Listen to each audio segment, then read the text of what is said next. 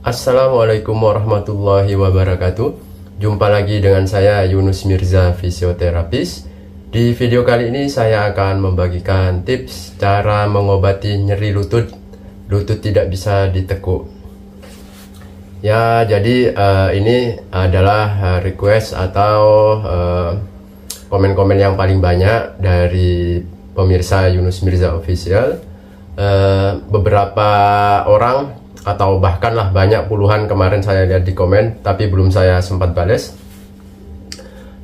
Banyak meminta tips bagaimana cara supaya lutut bisa nekuk, bisa jongkok kembali, bisa sujud kembali, terutama bagi orang-orang yang sudah mengalami pengapuran atau osteoartritis. Juga ada juga kasus biasanya habis keseleo di lutut, habis kecelakaan, habis retak tulang di sekitar paha ataupun lutut, itu banyak mengeluhkan tidak bisa menekuk atau tidak bisa sujud ataupun tidak bisa jongkok secara sempurna. Jadi ini saya akan membagikan tips atau cara tutorial ini supaya bagi siapa saja yang mengalami keluhan yang seperti saya sebutkan tadi bisa melakukan treatment atau pengobatan mandiri. Cara ini sangat sederhana, semua orang bisa melakukannya.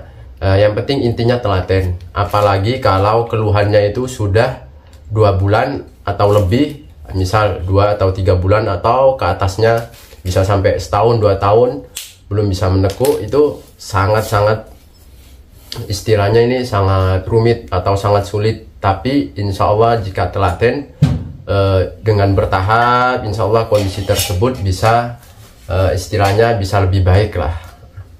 Jadi begini, cara ini pertama, kalau orang sudah tidak bisa menekuk lutut ataupun tidak bisa istilahnya jongkok ataupun duduk di antara 2 sujud, ini pertama ada kekakuan atau perlengketan jaringan di sekitar sendi lutut itu.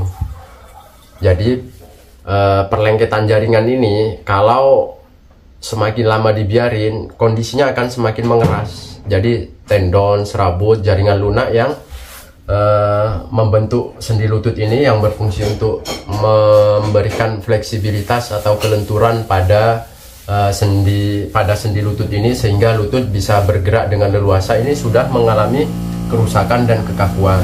Jadi harus dirangsang. Pertama, cara saya yang akan saya berikan, cara merangsangnya adalah membetulkan ototnya dulu, otot tendon atau jaringan lunak itu, sirkulasinya dibaguskan dulu, dan juga sel-sel yang telah mengalami kerusakan di area sendi lutut itu dirangsang dulu. Nah, diharapkan dengan adanya rangsangan ini, pembuluh darah di sekitar lutut itu akan semakin bagus, cairan di otot atau pembuluh darah yang melewati di lutut juga semakin bagus, sehingga kalau tendon, serat otot, semakin banyak darah yang lewat, cairannya semakin bagus, itu akan menambah fungsi kelenturan di tendon ataupun otot tersebut. Yang kedua adalah melatih gerak sendinya itu. Jadi kalau sudah lengket, selain otot atau jaringan lunaknya lengket, si sendi juga geraknya akan makin terbatas di dalamnya, karena sudah terlalu lama dan tidak mengalami rangsangan atau stimulasi yang harusnya dirangsang supaya tidak terlalu kaku. Nah, ini karena dibiarkan, karena tidak tahu ataupun karena takut, jadinya sendi ini akan semakin mengeras di dalamnya. Jadi intinya ototnya dulu atau jaringan luarnya dulu. Yang kedua adalah merangsang di dalam sendinya tersebut, range of motionnya supaya bertambah, jangkauan sendinya supaya bertambah. Oke, mungkin intronya ini terlalu lama karena memang kondisi lutut tidak bisa menekuk ini adalah kondisi yang paling sulit dan paling lama dikerjakan, ataupun kalau saya melakukan treatment ke pasien tuh yang paling lama juga, Bu.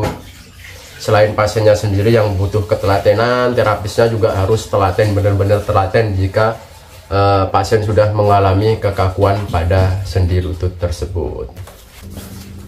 Ya, ini adalah caranya ya. Pertama yang harus disiapkan adalah ini minyak sebagai pelicin atau pelumasnya. Yang kedua alat gogi. Kalau belum punya alat gogi bisa pakai ini pakai ujung botol yang bergerigi juga bisa seperti itu. Tapi kalau ada gogi lebih enak, lebih nyaman. Oke. Nah, jadi yang saya sebutkan tadi ini, apabila punya keluhan seperti ini, pasien tidak bisa jongkok sempurna seperti ini, jadi tidak bisa nempel seperti ini, ataupun duduk di antara dua sujud sini tidak bisa. Dan juga kalau pas posisi lurus terus menekuk gini, nah ini tidak bisa. Jadi bisa dilakukan cara seperti ini.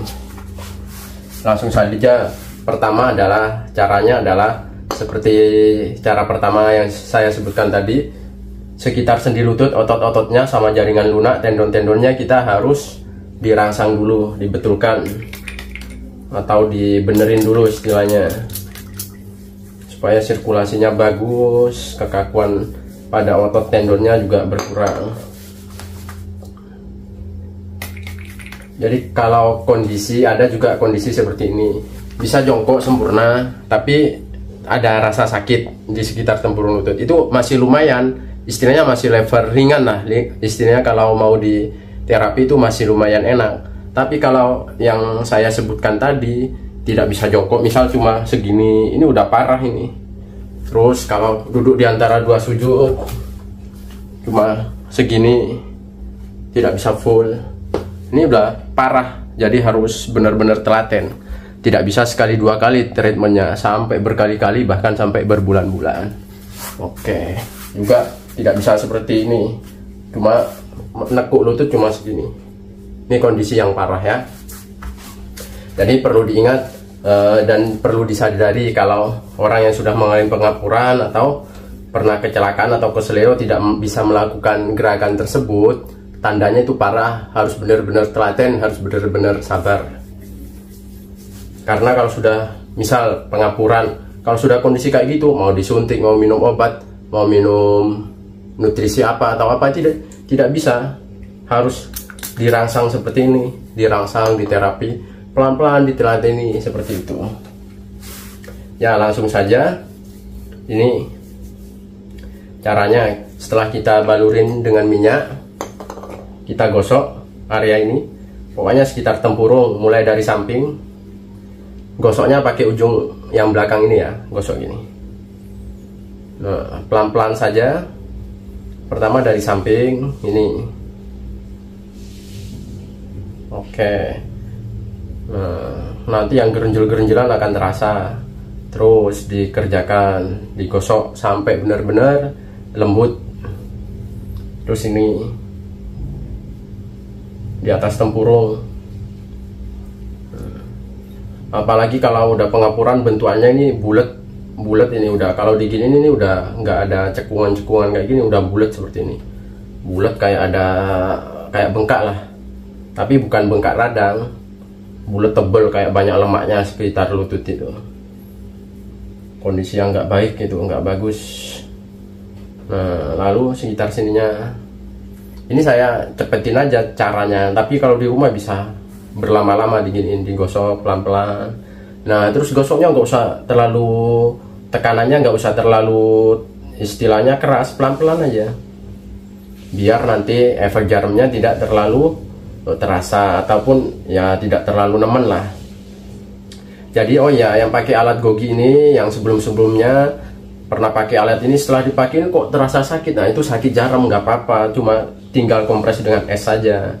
Jadi kalau efek terapi biasanya kalau membuka otot emang ada efek-efek awal-awal itu sehari sampai 3-4 hari, bahkan seminggu itu ada efek jarum, nggak apa-apa, itu udah normal aja. Juga biasanya setelah digosok timbul bekas hijau biru kayak memar-memar gitu, nggak apa-apa, itu efek biasa. Kalau istilahnya efek mau jaringan mau regenerasi ya kayak gitu. Nah, itu namanya inflamasi terkontrol di area yang bekas di terapi. Oke, lanjut lagi. Setelah digosok seperti ini, dalamnya juga ini. Pertama dari atas dulu, dari atas ke bawah seperti ini. Udah, pertama 1, 2, 3 di sini, lalu masuk ke area dalamnya sini, sekitar pesaan serius. Nah, posisi agak miring seperti ini, dia gosok. Nah, gosoknya mau sampai sini.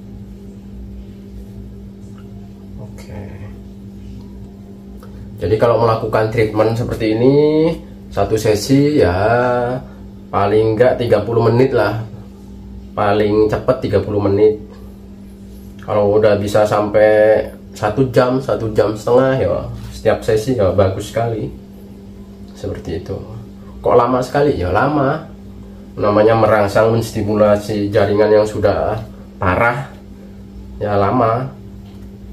Nah kalau ringan ya nggak usah diinin, minum obat anti nyeri atau minum herbal apa, atau cuma di terapi dihangetin, dikompres, dipijet-pijet biasa. Kalau ringan ya sudah gitu aja sembuh. Kalau udah kondisi seperti ini ya seperti yang saya sebutkan tadi, mau disuntik, mau minum obat anti nyeri, mau minum herbal apa, dikasih minyak apa, balsam apa, itu ya cuma ngurangi nyerinya sedikit saja, tapi tidak bisa merangsang untuk bisa nekuknya itu. Karena nekuknya ini adalah, kalau nekuk seperti ini adalah kondisi istilahnya paling rumit, paling parah kalau orang yang mengalami gangguan menekuk itu, gangguan pada sendi lututnya, lutut tidak bisa menekuk, tidak bisa jongkok sempurna ataupun duduk di antara dua sujud, itu kondisi yang sangat parah, harus butuh ketelatenan. Ini gosoknya sembarang, bisa dari atas ke bawah, bawah ke atas, seperti ini ya. Nah nanti diginin aja, ini merah-merah, nanti berubah jadi biru nggak masalah. Setelah di sininya, ini kan ada tempurung lutut, tadi kan samping tempurung lutut sini. Ini sekarang samping ini, pas di area tempurung lututnya ini digosok kayak gini.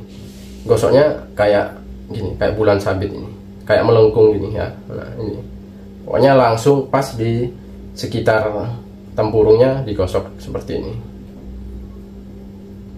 Oke, lalu ke sini tadi sekitar lututnya, gerenjelannya ini harus di istilahnya kendorkan. Oke, lalu setelah itu di atasnya sini, di atas ini, di atas tempurung bagian atas ini, pas di atas tempurungnya. Tadi kan di ototnya ini, nah ini pas di atas tempurungnya. Nah, oke, selanjutnya di bawah, pas di bawah ini, di bawah tempurungnya ini, gosoknya dari kanan kiri ini, vertikal ya. Oke, setelah di sini, nah ini poin yang penting juga ini. Kalau orang nekuk, nah biasanya di tendon sini sama sendi ini, sendi tulang kering sama femur paha ini, dia di sininya ini sangat mengalami kekakuan. Nah kalau digosok gini, biasanya ini kayak ada lebih tebal di area sini. Kalau orang yang mengalami keluhan seperti tadi ini, di area sini lebih tebal. Nah ini gosoknya seperti ini ya. Ini dari lutut dalamnya sini, pokoknya ini kan ada tonjolan tulang di bawah tempurung, gosok. Pas di tengahnya, di sampingnya sini, sama sini. Nah, gosok sampai bener-bener lumayan lembut. Nah, jadi terapi seperti ini untuk gosok-gosoknya bisa dilakukan seminggu 2 kali. Nah 3 hari sekali atau 4 hari sekali boleh. Nanti setelah dilakukan terapi seperti ini, jangan lupa dikompres karena mesti ada efek jarumnya. Jadi kalau gosok-gosoknya tidak boleh setiap hari. Yang boleh setiap hari nanti latihannya. Setelah gosok-gosok ini, nanti di akhir saya akan ajarin cara latihannya. Ini gosok. Nah setelah digosok sini, di sininya agak ditekuk, kasih minyak lagi di area ini, otot tibialis anteriornya ini, seperti ini. Ini gosok ke bawah sampai sini. Nah sampai ankle, seperti ini. Posisinya agak ditekuk aja seperti ini, gosok.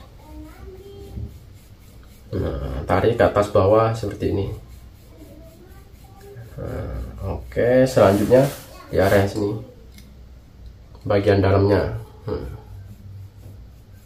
sampai sini, di atas mata kaki sampai sini, sampai ujung sini, lebih juga nggak apa-apa. Nah ini diratakan. Pas di gini ini akan mesti ada rasa ngilu. Pas di sini juga ada rasa nyeri, nggak apa-apa, pelan-pelan saja, jangan terlalu kencang, seperti itu. Oke, nah setelah ototnya sini depan sudah selesai semua, otot belakang juga. Tadi otot belakang sini, terutama di bagian belakang lutut sini. Ini. Nah, tendon sini akan menebal. Jadi kalau orang nggak bisa nekuk itu, kalau sudah lama itu tendon daerah sini akan menebal, banyak fibrus di situ. Nah ini, gosok seperti ini, bisa posisi lurus, agak ditekuk. Nah ini, nah gosoknya bisa lurus gini, terus bisa agak nyerong seperti ini, agak miring boleh. Yang penting saat digosok kena ke otot yang gerenjel kan itu sakit, tetap terus digosok. Nah sampai belakangnya sini, sampai ke betis. Nah, ini sampai ke bawah. Kalau umpamanya gosoknya ini susah, mengkurap saja, minta bantuan orang lain, gosokkan dari belakang. Posisi mengkurap minta dibantu gosokkan ini, sini sampai paha atasnya juga ini ya, paha atasnya ini. Pokoknya kalau susah, nggak ada bagian yang tidak terjangkau, minta bantuan orang, mengkurap, gosok. Pokoknya ini intinya, ini belakang rata, belakang lutut ini ya, mulai dari tengah, samping, dalam, rata, sampai ke betis bawah sini. Ini akan terasa gerenjel, sakit semua ini. Nah ini ya, karena otot-otot pembentuk sendi lutut ini mulai dari betis depan, betis belakang, paha depan, paha belakang, ini harus semua, harus dirangsang semua biar sirkulasinya bagus. Oke, depan belakang sudah. Nah, pokoknya rata, sudah lama digosok-gosok. Nah, nyeri gosoknya di permukaan udah agak berkurang. Terus di gerenjelannya ini ya masih ada, cuma agak berkurang serabutnya. Oke, disudahi. Nah, selanjutnya adalah ini, cara yang kedua adalah setelah rata semua dilakukan latihan pada sendinya, exercise. Seperti ini cara yang pertama. Saya kasih cara yang simpel-simpel aja, yang semua orang bisa melakukannya, semua usia bisa melakukannya, mulai dari remaja sampai orang tua pun juga bisa melakukan seperti ini ya. Oke, yang pertama seperti ini. Pertama, posisi kaki diluruskan, lurus, lalu ditekuk. Nah, sampai full, sampai merasa umpamanya sampai fullnya di sini, ditambah lagi sudah nggak bisa. Oke, tahan di situ. Pokoknya tarik fullnya seberapa, misal segini. Ya sudah, di area ini aja berhenti, tahan. Tapi ini kayak memaksa mau menekuk lagi. Nah, seperti ini, dikontraksikan terus, lalu pegang di area depannya sini, depannya sini, seperti ini pegangannya. Nah, kedua jempol megang di belakang lutut, lipatan lutut, satu di area sini. Nah, ini pegang kuat, lalu kaki digerakkan ke putar gini, ankle diputar keluar ke dalam 10 kali. 1, 2, 3, 4, 5, 6, 7, 8, 9, 10. Setelah itu tekuk, tahan 10 detik. 1, 2, 3, 4, 5, 6, 7, 8. Luruskan.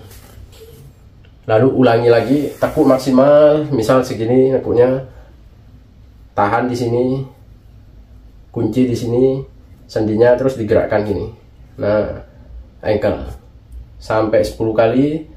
Setelah 10 kali diginiin, turunkan lagi sambil latih tekuk, tambah nekuknya seoptimal mungkin. Umpamanya nggak kuat di sini, ya sudah, tahan dulu 10 detik.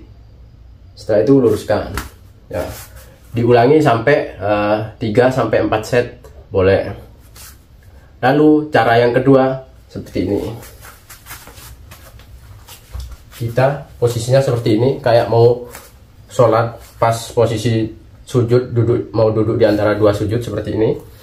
Nah kan, oh ya, kalau mau latihannya cara yang kedua ini harus empuk dulu ya alasnya, jangan langsung di semen karena sakit nanti. Bisa diranjang ataupun dikasih handuk atau apa di sini peredam lututnya biar tidak sakit kalau langsung ke lantai. Caranya seperti ini. Nah, dari posisi ini kita tarik bokong untuk nempel di sini. Nah, seperti ini. Oh, misal sakit di sini, tahan dulu. Tahannya sekuat mungkin. Umpamanya kuat 10 detik ya tahan. Cuma kuat 3 detik ya sudah. Apapun tahan sampai 30 detik ya lebih bagus. Setelah nggak kuat, ke depan lagi. Nah, terus tarik nafas dulu, tarik nafas perut. Nah, habis itu diulang lagi. Nggak usah dipaksa kalau awal-awal, sebisanya, semampunya. Pokoknya cuma mampu segini, tahan. Oke, tahan terus sampai bener-bener nggak kuat, kameng, lepas. Lalu ditarik lagi setelah istirahat lagi seperti itu. Diulang terus. Nah, minimal sampai 8 kali. Oke, 8 sampai 10 kali. Ya, rentang itu bagus. Lebih juga nggak apa-apa. Nah, selanjutnya cara yang ketiga, posisinya kan lurus, dari lurus seperti ini. Dia dipaksa nekuk gini. Nah, tarik ini. Nah, umpamanya, aduh, sudah segini udah nggak kuat sekali. Aduh, udah sakit sekali di sini. Ya sudah, tahan di sini. Terus pantat kita yang dekatkan ke tumit, seperti ini. Nah, kan pertama ini ditekuk, maksimal di sini. Nah, caranya, aduh, udah sakit sekali. Pantatnya ini yang digeser ke sini. Aduh, udah terasa sakit sekali di sini. Ya sudah, tahan aja. Tahan semaksimal mungkin. Kuat berapa lama? Sudah situ. Misal sampai 1 menit boleh, 2 menit boleh, sampai 5 menit ditahan kayak gini ya udah juga boleh. Seperti itu, semaksimal mungkin. Oke. Oh, misalnya kuat 10 menit ya nggak apa-apa. Nah, udah 10 menit, udah misal 10 menit sudah lama sekali, luruskan. Misal setengah jam posisi kayak gini boleh, tapi harus maksimal. Umpamanya masih bisa ini ditambah ya tarik lagi semaksimal mungkin. Umpamanya sudah segini. Nah, ini bisa digeser, boleh pantat digeser sedekat mungkin boleh. Jadi kalau sudah nggak sakit di area, umpamanya sudah berapa kali pengulangan terapi seperti ini, posisi yang tadinya segini sudah nggak sakit ya ditambah. Sama ini udah segini, lalu pantat juga bisa ditambah ini. Oke, pertama yang penting jangan dipaksa dulu, lakukan, kerjakan sebisa mungkin. Kalau pertama-tama memang sulit, terapi ke 1, kedua, ketiga itu wah sulit-sulitnya, tidak bisa langsung bisa menekuk seperti itu. Tapi nanti kalau sudah dirangsang, dilatih lagi pelan-pelan, dilatih, nah itu kan ada rangsangan. Seperti yang saya sebutkan tadi, harus ada stimulus. Jadi kalau orang sudah misalnya pengapuran, sakit, buat menekuk awal-awal radang, biasanya ada yang menyarankan sini, nanti sholatnya jangan sujud loh, nggak boleh sholat sujud, nggak boleh ditekuk, nanti tambah parah. Parahnya kalau saat radang, kalau sudah selesai radang harus dipaksa lagi, harus dilatih lagi supaya tidak menambah kaku. Jadi salahnya orang, banyak salah, kalau udah sakit lutut selamanya nggak boleh menekuk, itu salah, malah tambah kaku. Selama awal radang, misal masih bengkak itu atau nyeri yang hebat sekali, jangan dibiarkan nekuk dulu, boleh. Nanti kan setelah istirahat 3-4 hari kan agak berkurang nyerinya, itu harus lagi dipaksa terus. Salahnya biasanya di situ. Makanya sampai berbulan-bulan, bertahun-tahun tetap nggak bisa nekuk. Semakin lama nggak bisa nekuk, semakin mengeras. Proses pemulihannya akan semakin membutuhkan banyak waktu, banyak tenaga. Nah, juga kalau di terapi dual mesti juga banyak biaya. Nah, ini makanya saya akan memberikan tips ini supaya bisa melakukan mandiri di rumah, bisa mengurangi biaya pengobatan. Intinya terapi ini bisa dikerjakan sewaktu-waktu dan aman, mudah dilakukan. Insya Allah bagi semua umur aman. Yang pentingnya tadi jangan dipaksa. Umpamanya ada gerakan yang tidak bisa sekali, ya udah jangan dipaksa itu dulu. Biarlah berproses dulu, nanti dicoba pelan-pelan. Oke. Ya, mungkin itu saja video yang bisa saya sampaikan. Semoga video ini bisa bermanfaat. Intinya harus sabar, konsisten dalam mengerjakan terapi. Juga tambahan, jika Bapak Ibu yang mengalami kondisi seperti ini, bisa juga selain ini kan terapi mandiri di rumah. Nanti kalau umpamanya masih menjalani terapi di rumah sakit dengan terapi ini atau terapi itu atau alternatif di mana, itu boleh aja dikerjakan. Selingannya di rumah tetap harus dilakukan terapi mandiri seperti ini. Umpamanya masih minum herbal ini untuk nyerinya atau apa, atau minum susu ini, susu itu, ataupun obat ini, obat itu, ya selama aman, monggo aja dikonsumsi dibarengi dengan nutrisi dari dalam itu tidak masalah. Tapi intinya yang saya tekankan lagi, kalau sudah tidak bisa menekuk atau udah ngancing si lutut itu, cuma dengan nutrisi dari dalam itu tidak akan cukup. Harus luarnya diterapi seperti ini, harus ditelateni, baru nanti efeknya akan kelihatan seperti itu. Oke, mungkin jika video ini terlalu banyak kata-kata saya yang kurang jelas ataupun salah kata dalam menyampaikan, saya mohon maaf. Intinya cuma ingin berbagi atau menge-share edukasi atau ilmu yang saya punya untuk supaya bisa bermanfaat untuk orang lain. Syukur-syukur banyak yang butuh dengan video yang saya upload ini. Oke, akhir kata, semoga kita sehat selalu dalam lindungan Tuhan Yang Maha Esa. Salam sehat, salam bermanfaat.